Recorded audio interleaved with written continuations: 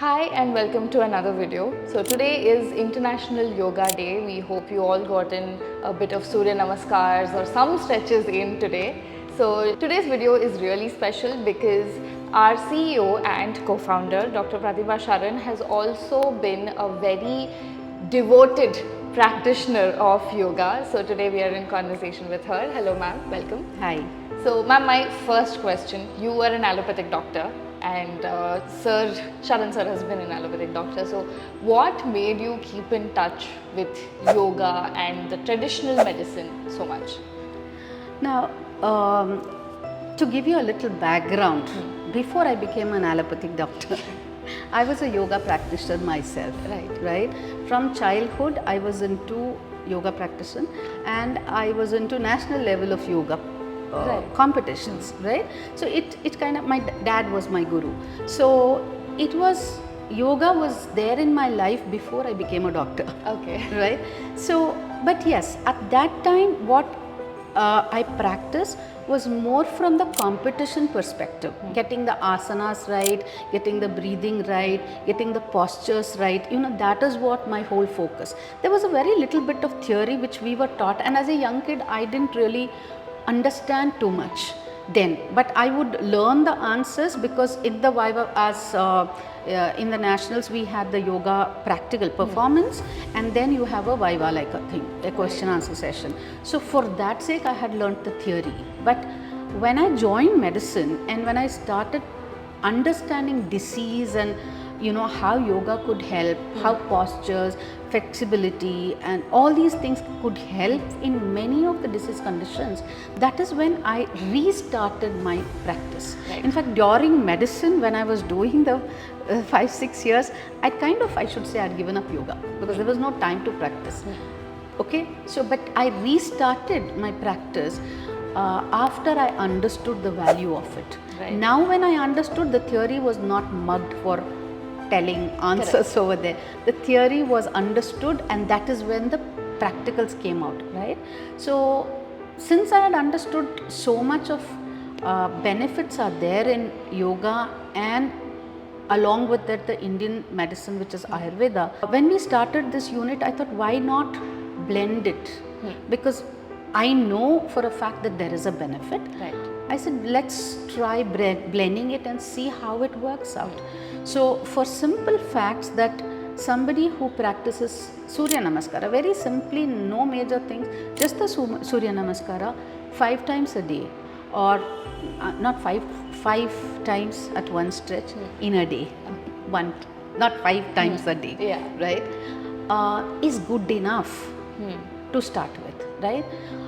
People who cannot do Surya Namaskara can do some practice and just the pranayama. And when I talk about yoga, I talk about Ashtanga yoga. I practice Ashtanga yoga, where yama, niyama, asana, pranayama, pratyahara, dharana, dhyana and samadhi. Samadhi is not something that we can practice, but until dharana, dhyana, we can go. Right? Dhyana is nothing but meditation, right? So pranayama is the breath work, up and down, okay? Now all this can be practiced, right?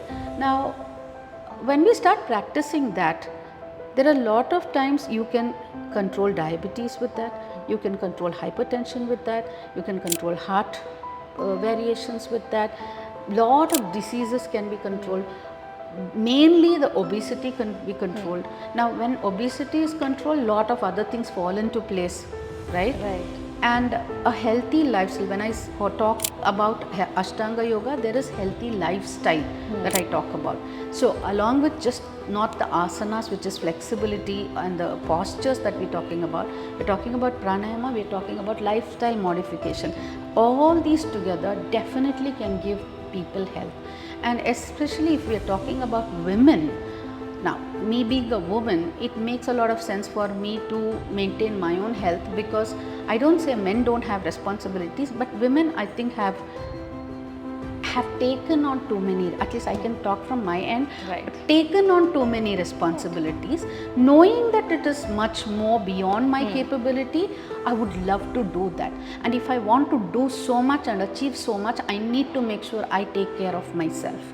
And because of that, it is important that all of us practice yoga at least half an hour in a day.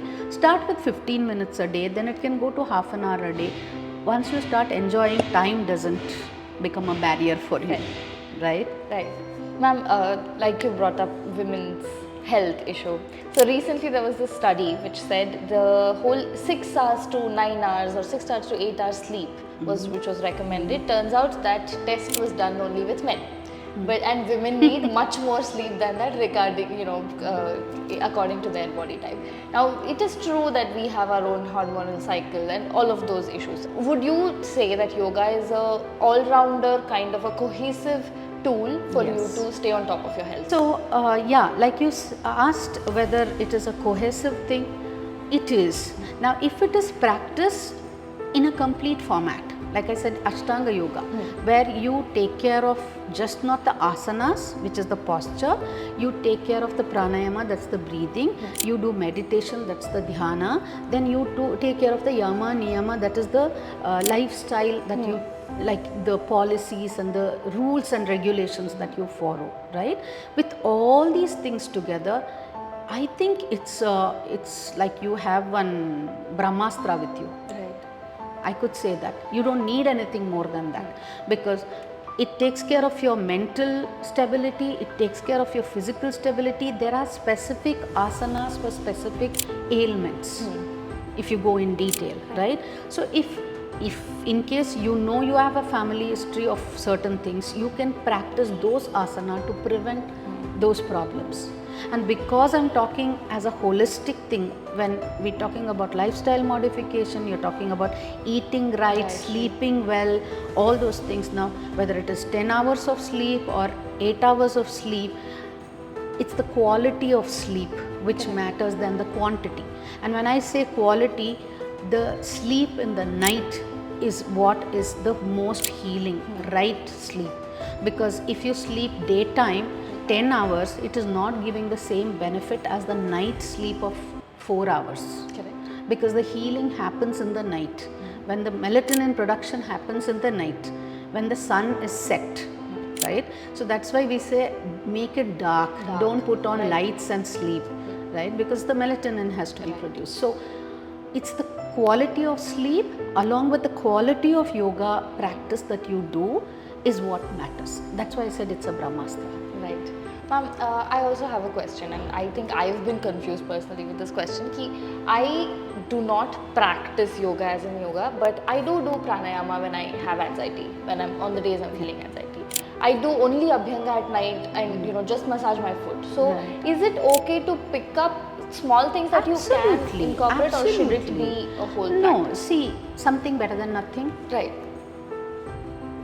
That answers, because if you don't have time or you don't have the bandwidth or whatever the reason, you're in a hurry, it's not, something is like you have too many responsibilities. But when I talk to myself, this is the question I ask myself. I'm willing to take responsibility of everything, making my business go well, making my family be happy, making all my friends are happy, making sure the whole world is happy. That's a great thing to do. But then, what about me? Am I happy?